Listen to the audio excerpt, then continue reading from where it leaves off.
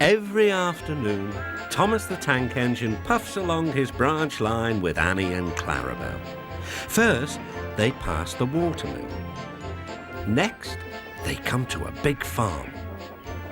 Then, they can see a bridge with a village nestled either side of it. This is a special place. Whenever children hear Thomas coming along, they stand on the bridge waving until he is out of sight. One day, Thomas was running late. He had stopped at the signal before the bridge to talk to some new children. Percy was waiting too. "Hurry up, Thomas," called Percy when the signal dropped. "If you're late, the Fat Controller may get a new engine to replace you." "He would never do that," thought Thomas, but he was worried. Next day, Thomas hurried along the line. Just ahead was a goods yard. There, on the platform, was an inspector waving a red flag.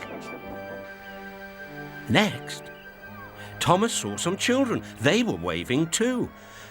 Something must be wrong, thought Thomas. This station is for goods, not passengers. "Help, Thomas, help! We are glad to see you," called the children. "Please, will you take us home?" The station master explained to Thomas's driver that the school bus had broken down and that all the parents would be worried if the children were late. Thomas waited as the children walked down from the bridge. Then he took them to the next station, where Bertie was waiting to take them home. When Thomas finished his journey, he was very late. He was worried that the Fat Controller might be cross with him. "I warned Thomas," puffed Percy to James. "He's been late one time too many. He'll be in trouble now."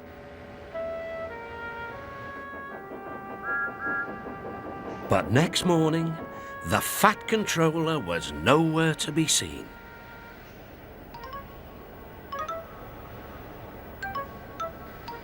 "Thank goodness," sighed Thomas.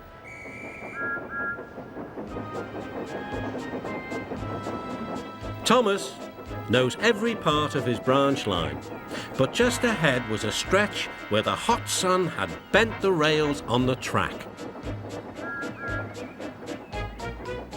"Careful, Thomas," called his driver, but it was too late. "That's done it," said his driver. "We shan't get any further today." "But what about my passengers?" "Don't worry. They'll be looked after," replied his driver. While workmen repaired the line, Thomas had to shunt trucks in the yard. Bertie came to see him. "I understand you need my help again." "Yes, Bertie," replied Thomas sadly. "I can't run without my rails." Bertie set off to collect Thomas's passengers. "Hello, Bertie," they said. "We are glad you are here." Bertie drove along the road by the railway. He stopped at each station along the line. Sometimes he stopped between stations to let people off closer to their homes. Thomas felt miserable.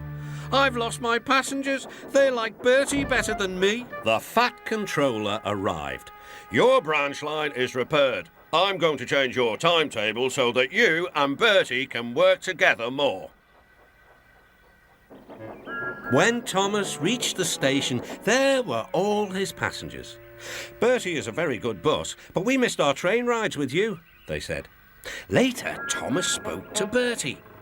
"Thank you for looking after my passengers."